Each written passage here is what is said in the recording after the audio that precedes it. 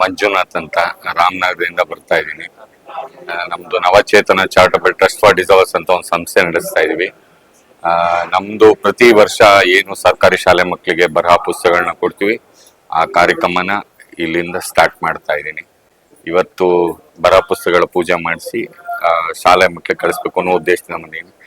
ಕಳೆದ ವರ್ಷ ನಾನು ಬರುವಾಗ 1.5 ಲಕ್ಷ ಬುಕ್ಕು ಸ್ಪಾನ್ಸರ್ ತಂದಿದೆ. ಈ ವರ್ಷ ಇನ್ನೂ ಸ್ವಲ್ಪ ಜಾಸ್ತಿ ಆಗ್ಬೇಕು ಅಂತ ಸ್ವಾಮಿಲಿ ಬೇಡ್ಕೊಂಡು ಹೋಗಿದ್ದೆ. ಈ ವರ್ಷ 2,80,000 ಬರಹ ಪುಸ್ತಕಗಳು ಇವತ್ತು ನಮ್ಮ ಸಂಸ್ಥೆಗೆ ಬಂದಿದೆ. ಇದು ಎಲ್ಲಾ ಸರ್ಕಾರಿ ಶಾಲೆ ಮಕ್ಕಳಿಗೆ ಪ್ರತಿ ಮಗುಗೆ 5 ಬುಕ್ ಕೊಡುವಂತ ಮಾಡ್ಕೊಂಡಿದ್ವಿ.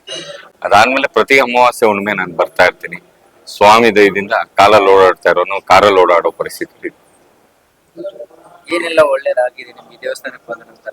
ನನ್ನನ್ನು ನೋಡಿದ್ರೆ ನಾನು ಇನ್ನು ಎಲ್ಲಾ ರೀತಿನಲ್ಲೂ ಒಳ್ಳೇನಾಗಿದ್ದೀನಿ ಅಂತ ತಿಳ್ಕೊಬಹುದು. ನಾನು ಅದೇ ಮೊದ್ಲೇ ನಿಮ್ಗೆ ಮಾತಾಡ್ತಾ ಹೇಳ್ದೆ. ನಾನು ಸ್ವಾಮಿಲಿ ಬೇಡ್ಕೊಂಡೆ, ಅಪ್ಪ ಬರೋ ವರ್ಷ 1.5 ಲಕ್ಷ ಬುಕ್ ಆದ್ರೂ ನಾನು ದಾನಿಗಳಿಂದ ಪಡೆದು ಮಕ್ಳಿಗೆ ಕೊಡ್ಬೇಕು ಅಂತ ಅನ್ಕೊಂಡಿದ್ದೀನಿ. ಬಟ್ ಈ ವರ್ಷ 2,80,000 ಬುಕ್ಗಳು ಬಂದಿದೆ. ಈಗ ಆಲ್ರೆಡಿ ಇನ್ನೂ ಒಂದು 50,000 ಶೃಂಗೇರಿ ಮಠದಿಂದನೂ ಕೂಡ ಕಳಿಸ್ತಾ ಇದ್ದಾರೆ. ಇಷ್ಟು ಎಲ್ಲಾನು ಸ್ವಾಮಿ ನಮಗೆ ದಯಪಾಲಿಸಿದ್ದಾರೆ. ನನ್ನ ಸಂಸ್ಥೆ ನನ್ನ ಸ್ವಾಮಿ ಆಶೀರ್ವಾದದಿಂದ ಏಳಿಗೆ ಚೆನ್ನಾಗಿ ಕಾಣ್ತಾ ಇದೆ. ಸ್ವಾಮಿಲಿ ನಿಷ್ಠೆಯಾಗಿ ಬಂದು ಬೇಡ್ಕೊಂಡ್ರೆ ಸಾಕು, ನಾವೇನ್ ಬೇಡ್ಕೋತೀವೋ ಎಲ್ಲಾನು ಕೊಡುವಂತ ಶಕ್ತಿ ನನ್ನ ಸ್ವಾಮಿಲಿ.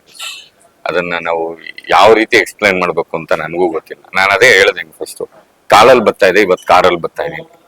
ಇದು ಅಷ್ಟು ಮೋಟಿವೇಶನ್ ಅನ್ನೋದಕ್ಕಿಂತ ಆ ಸ್ವಾಮಿ ನಾವು ಕೇಳ್ಕೊಂಡಿದ್ನೆಲ್ಲ ಕೊಟ್ಟು ನಾವು ಒಬ್ಬ ವಿಶೇಷ ಚೇತನ ಆಗಿದ್ರು ಕೂಡ ನನ್ನ ಕಾರ್ ನಾನೇ ಓಡಿಸ್ಕೊಂಡ್ ಬರ್ತೀನಿ. ಅಷ್ಟು ಶಕ್ತಿ, ಅಷ್ಟು ಧೈರ್ಯ, ಅಷ್ಟು ಆಶೀರ್ವಾದ ಸ್ವಾಮಿಯಿಂದ ನಂಗೆ ಸಿಕ್ಕಿದೆ.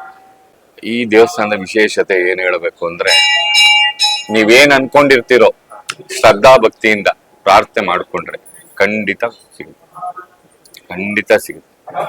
ಅದಕ್ಕೆ ನಾನು ಫಾರ್ ಬೆಸ್ಟ್ ಎಕ್ಸಾಂಪಲ್ ಖಂಡಿತ ಸಿಗುತ್ತೆ.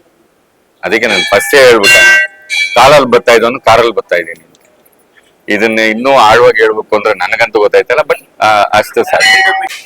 ಗುರುಗಳ ಆಶೀರ್ವಾದ ಇದೆಯಲ್ಲ, ಹಣಕ್ಕಾಗ್ಲಿ ವ್ಯಾಮೋಹಕ್ಕಾಗ್ಲಿ ಅಥವಾ ದೊಡ್ಡಸ್ತಿಗೆಗಾಗ್ಲಿ ಯಾವತ್ತೂ ಆಶೀರ್ವಾದ ಮಾಡೋದವ್ರಲ್ಲ. ಇರೋದನ್ನ ನೇರವಾಗಿ ಹೇಳ್ತಾರೆ. ಎಲ್ಲಾ ಭಕ್ತರು ಒಳ್ಳೇದಾಗ್ಬೇಕು ಅಂತ ಹಗಲು ರಾತ್ರಿ ಪ್ರಾರ್ಥನೆ ಮಾಡ್ತಾ ಇದಾರೆ. ಅವ್ರ ಬಗ್ಗೆ ನಾನು ತುಂಬಾ ಜನಗಳನ್ನ ನೋಡಿದೀನಿ. ಹಣಕ್ಕಾಗಿ ವ್ಯಾಮೋಹಕ್ಕಾಗಿ ಕೆಲಸ ಮಾಡೋರು ಬೇರೆ, ತನ್ನಲ್ಲಿ ಬರುವಂತ ಭಕ್ತರಿಗೆ ಒಳ್ಳೇದಾಗ್ಲಿ, ಪ್ರತಿನಿತ್ಯ ಅವರು ದೇವಸ್ಥಾನಕ್ಕೆ ಬರ್ಲಿ, ದೇವರ ಸೇವೆ ಮಾಡ್ಲಿ ಅಂತ ಅವ್ರನ್ನ ಬೇಡ್ಕೊಳ್ಳೋದು ಬೇರೆ. ಆ ಭಗವಂತನಲ್ಲಿ ಇವತ್ತೂ ಅವ್ರು ಬೇಡ್ಕೊಳ್ಳೋದು ಒಂದೇ, ಬರುವಂತ ಭಕ್ತರಿಗೆ ಒಳ್ಳೇದಾಗಬೇಕು, ಅದರಿಂದ ಬರುವಂತ ಎಲ್ಲಾ ಜನಗಳಿಗೂ ಒಳ್ಳೇದಾಗಬೇಕು ಅಂತಾನೆ ನಾನು ಇವತ್ತು